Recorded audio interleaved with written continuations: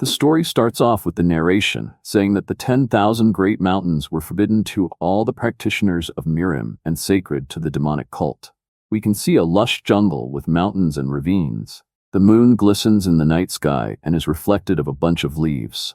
We see a boy running through the jungle. He gasps for air as his feet hit the ground hard, his hair wild and unkempt, and he has cuts and scars all over his body. While focusing on the path ahead, he forgot to look down, however, and he by accident trips on a tree root.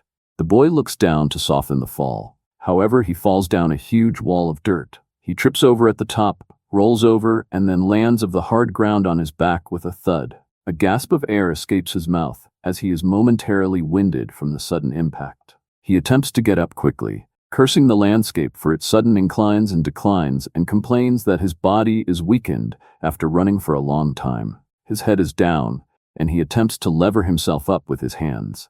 Suddenly, he hears a tree branch break in the distance and quickly moves his head up to see what it was. He closes his fist in anger and gets up, cursing at whatever or whoever is in front of him. We are shown a group of 6 men in red cloaks.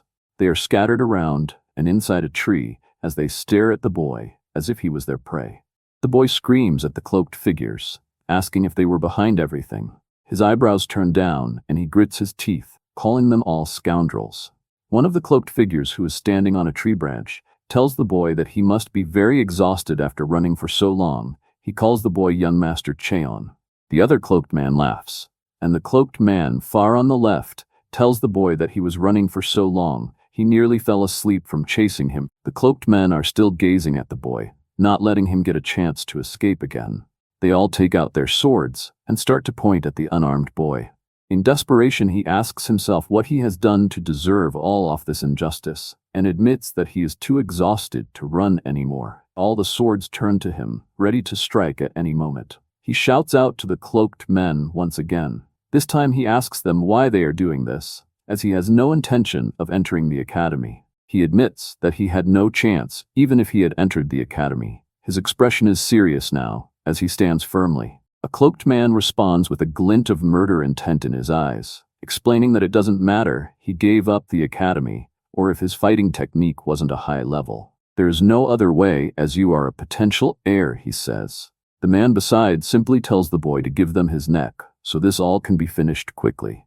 The third cloaked man tells the boy that, although he is of lowly birth, the blood of holiness runs through him. This is a shock to the boy, and he gets chills from hearing this.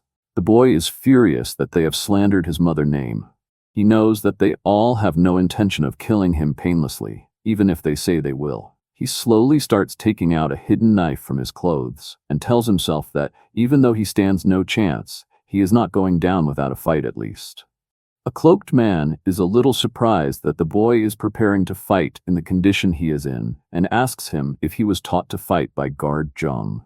But as he looks at the boy's form, he understands that he has never formally fought before, and that he has no idea what he is doing.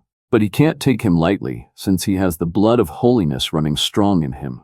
The cloaked man internally laughs at the boy for putting up a fight, despite not knowing the first thing about fighting, and thinks that at least their clash will make the hunt even more rewarding. He screams to the other cloaked men to kill him, and they all, except for one man, jump in the air in unison towards the boy. The boy starts to dodge and weave all of the cloaked men's attacks, as he aimlessly flails his knife around, hoping to get an attack through. One of the men turns their sword around and rushes to the boy, knocking his only source of attack out of his hand. With his other hand in quick motion, he grabs the boy's neck, raising him to the sky as he tightens his grip while gazing at his prey. He laughs at the boy, chuckling a bit at his situation, and asks him if he is ready to die yet.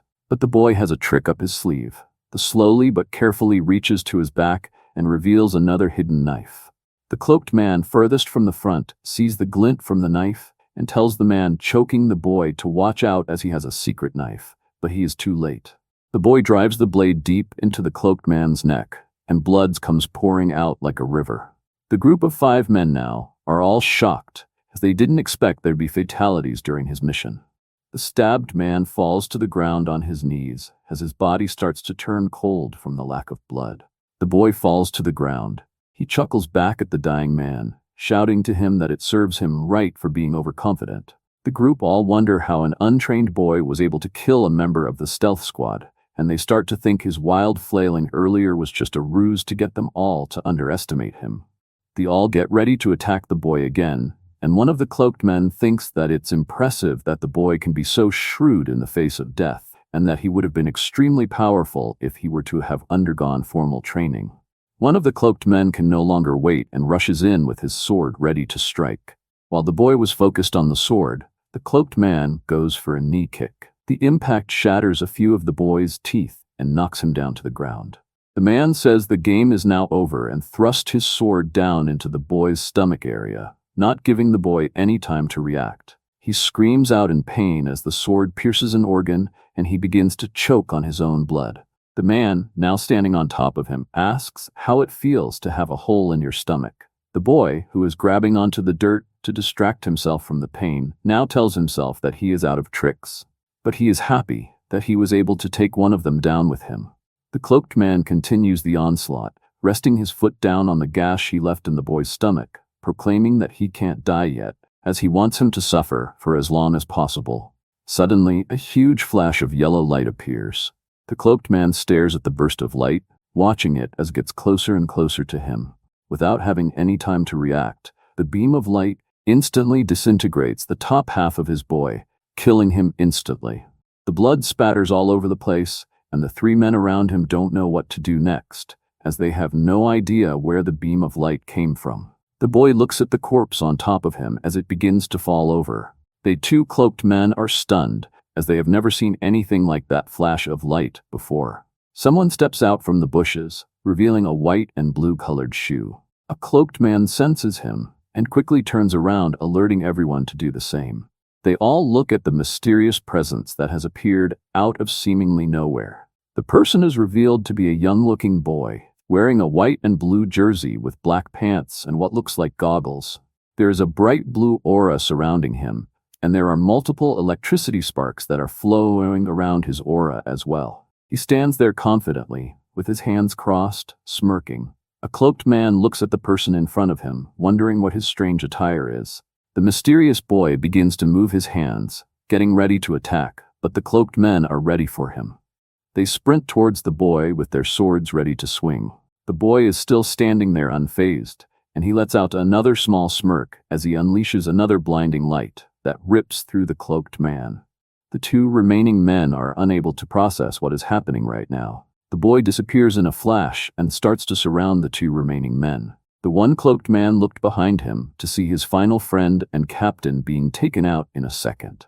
This whole time, the cloaked man has been wondering what fighting form this boy has been using, but it is nothing like he has ever seen before. He gets his sword ready as he wonders why such a powerful person would be helping the boy. As he has lost too much blood, their objective of killing the boy is already complete. He decided to retreat, as he knows he can't win against the mysterious boy who appeared. He jumps into the night air, hoping to escape.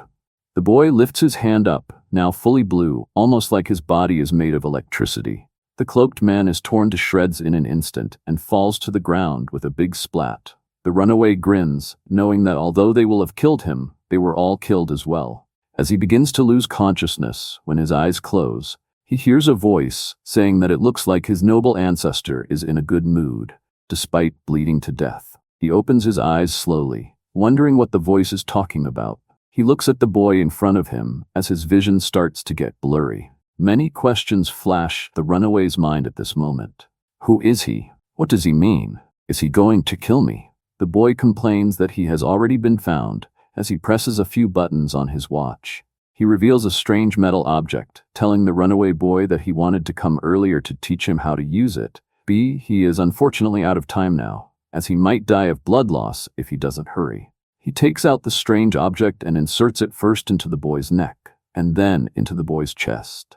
The mysterious boy admits that it hurts just watching the needle go in. He smiles at the runaway boy, exclaiming that he is all done now. He gets up from crouching next to the boy. The boy calls the runaway his forefather, and he leans closer to his ear, telling him that he hopes he succeeds and does some good for his descendants. As he begins to leave, he tells the boy that the nano machines are cutting edge, so he won't have any trouble using them. With that, he disappears in a flash of blue light, as if he was never even there. The runaway was unable to fully grasp what he said, wondering what the strange boy was saying. Suddenly, his eyes grow large as he starts to hear a voice inside his own head. A voice tells him a serial number. After saying the serial number, she announces that the Gen 7 nanomachine is now operational.